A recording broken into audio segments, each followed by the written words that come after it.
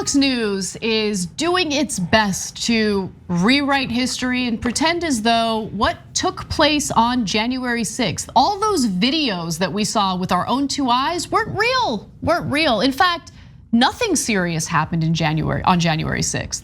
There wasn't a giant group of Trump supporters storming the Capitol. There wasn't violence. There wasn't literally stories of Trump supporters pooping on the House floor. None of that happened. It's all in our imaginations. And they're also arguing that the police officers, whether they be from the Capitol Police or the Washington, D.C. Metropolitan Police, they're just acting. They're acting. The violence that they had to withstand that day, all in their heads. Take a look at Laura Ingraham and the garbage that she spewed on her show. I want you to get to the bottom of that. We have more on him in a moment, but it's not about politics at all. And for best performance in an action role, the winner is Michael Fanone. Too many are now telling me that hell doesn't exist, or that hell actually wasn't that bad. The indifference shown to my colleagues is disgraceful. So she's given them acting awards because they're just acting. I mean, there's literally video of Fanone being attacked by Trump supporters. One of them suggests shooting him with his own gun. He thought he was gonna die. And he suffered. I guess that would be best supporting actor, the person who tried to take his gun and kill him with it. Maybe, I guess Did so. she not give an award to those people? Did she not actually engage with those videos? Did she not actually play them? Did she pretend that they didn't exist? Well, that seems cowardly. Well, those are the people she rewards on a daily basis, the people that she empowers, the people who carry out acts of violence, but get to, enjoy the revisionist history from right wingers like Laura Ingraham, Tucker Carlson, et al. And we'll get to more of them in just a minute. But John. Yeah, it's garbage. It's what they're there for. Like we knew in advance of even having the hearings, and certainly as the videos were coming out, we've been beaten so much by this nonsense and these horrible people that I was thinking in real time, oh God, what is he gonna say about this? Something terrible. He's been pretending that there's no racist there the entire time. White supremacy isn't a thing. And so as Harry Dunn was talking about the racial slurs that were slung at him and other Capitol Police, I was thinking, well, Tucker Carlson is dispatching some of his young white nationalist producers to figure out a narrative that's gonna distract people. And Laura Ingraham, I guess is less clever. I don't know, she thought she'd make a game out of it or whatever. It's just nonsense. It's just so see-through the propaganda. The network exists to make sure, like it's a news network designed to make sure that the people watching it have no idea what's going on. To make them think, hey, I watch hours of the news, but I know less than if I just didn't pay attention at all. And when the stakes are high, when we're talking about political violence, it's more offensive than normal. It's the same mission as always, though. Well, Tucker Carlson wasted no time in defending the rioters. So we'll get to that in a second, but just remember what their play was as Americans were still in shock over what transpired that day. They tried to blame it on Antifa. That didn't stick. So now they're changing their tune to, nah, it wasn't really a big deal. Watch. According to DC police officer Michael Fanone, we need to conduct immediate investigations into the political views of everyone in Washington, including members of Congress and their staff. That is what I am looking for, is an investigation into those actions and activities which may have resulted in the events of January 6th. And also whether or not there was collaboration between those members, their staff, and these terrorists. Okay, so you're looking for the real threat from January 6th that happened after the fact. It's statements like that, it's claims like that, it's changes in policies like that. It's the deep politicization of law enforcement that has become normal after January 6th. And that just proves it right there. That testimony that you just heard. People like Michael Fanone are responsible for enforcing the law.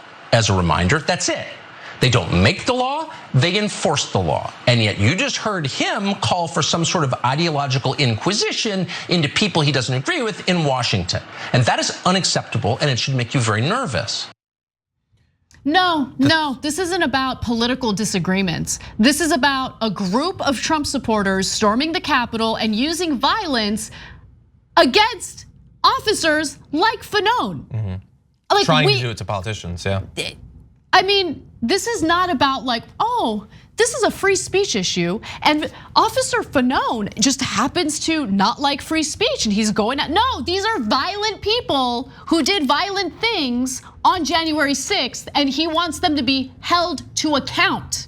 That's what this is about. In fact, why don't we go to some of Fanon's testimony during the hearing before we do John? Really fast, because there was, I thought it was fairly obvious the lie there. He said, I'm gonna show you video of him saying, I want them to try to go in and figure out what everyone thinks, root them out. He played the video, Fanon said, find out what their activities were before the 6th. Then he came back and said he wants an ideological inquisition. He never talked about what anyone thinks.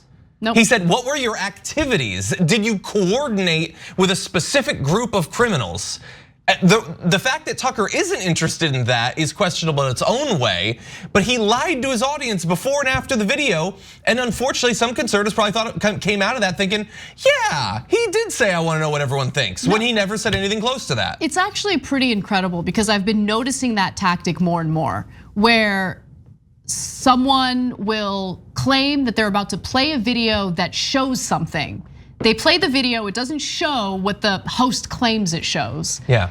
But the audience still believes what the host says. It's the most incredible. I think that there should be a study done on that. Yeah. Because it's just, I don't know, people will interpret things in any way they want to interpret it, even if what they're viewing doesn't in any way depict what they think they're seeing. It's pretty shocking stuff. But anyway, I do want to go to Michael Fanon's testimony during the hearing, because this is what happened to him, and this is why he wants accountability. This is why all Americans should want accountability for what happened. At some point during the fighting, I was dragged from the line of officers and into the crowd. I heard someone scream, "I got one." As I was swarmed by a violent mob, they ripped off my badge. They grabbed and stripped me of my radio. They seized ammunition that was secured to my body. They began to beat me with their fists and with what felt like hard metal objects. At one point, I came face to face with an attacker who repeatedly lunged for me and attempted to remove my firearm. I heard chanting from some in the crowd, "Get his gun," and kill him with his own gun. I was aware enough to recognize I was at risk of being stripped of and killed with my own firearm. I was electrocuted again and again and again with a taser. I'm sure I was screaming, but I don't think I could even hear my own voice.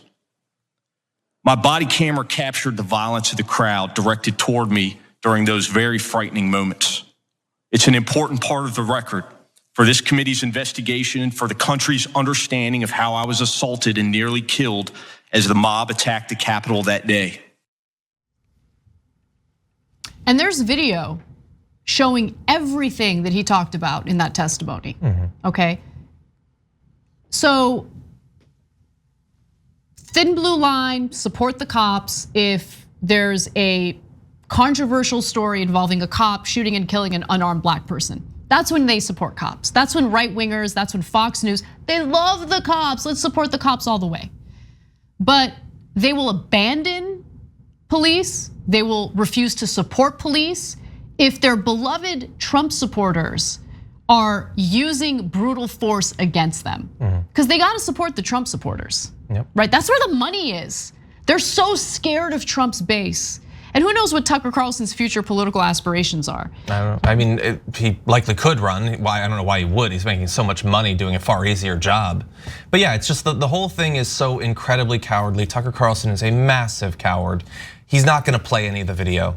He can't. I'm sure he thinks he's very smart. He cannot play that video for his audience and make a case that that's acceptable. And so he just pretends that it's not there.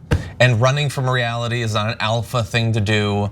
It's not an admirable thing to do. He's not an intellectual gladiator. He is hiding from reality and creating a little conservative safe space where they never have to accept how disgusting their movement has become. Thanks for watching The Young Turks, really appreciate it. Another way to show support is through YouTube memberships. You'll get to interact with us more. There's live chat emojis, badges. You've got emojis of me, Anna, John, JR. So those are super fun. But you also get playback of our exclusive member-only shows and specials right after they air. So all of that, all you gotta do is click that join button right underneath the video. Thank you.